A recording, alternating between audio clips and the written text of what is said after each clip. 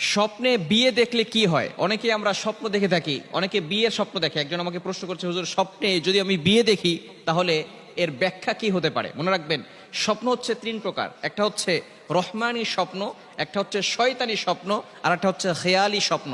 রহমানি স্বপ্ন মানে হচ্ছে আল্লাহর পক্ষ থেকে যে স্বপ্নগুলো আসে, ভালো স্বপ্নগুলো সেটা আল্লাহর পক্ষ থেকে আসে। খারাপ স্বপ্ন এটা শয়তানের পক্ষ থেকে আসে। আর একটা হচ্ছে খেয়ালি স্বপ্ন, আপনি সারাদিন যেটা চিন্তা করছেন এটাই আপনার স্বপ্নে বাস্তবায়িত হবে, অর্থাৎ স্বপ্নে আপনি সেটাই দেখবেন। এজন্য এই তিন ধরনের স্বপ্ন হয়। বিশেষ করে শেষ রাতে যে স্বপ্নগুলো দেখা হয় এগুলো তার উপরে প্রভাব পড়ার একটা আলামত থাকে। সুতরাং স্বপ্নে যদি আপনি বিয়ে দেখেন তাহলে হতাশ হবেন না। ভালো করে বুঝেন, যদি কোনো ব্যক্তি নিজের বিয়ের স্বপ্ন দেখে যে সে নিজে বিয়ে করতেছে, তাহলে এর দ্বারা ভয় পাওয়ার কোনো কারণ নাই। আল্লাহ পাক রব্বুল আলামিন অতি শীঘ্রই তাকে সম্পদের মালিক বানাবেন, বলেন সুবহানাল্লাহ। আল্লাহ তাআলা অতি শীঘ্রই তাকে সম্পদের মালিক বানিয়ে দিবেন।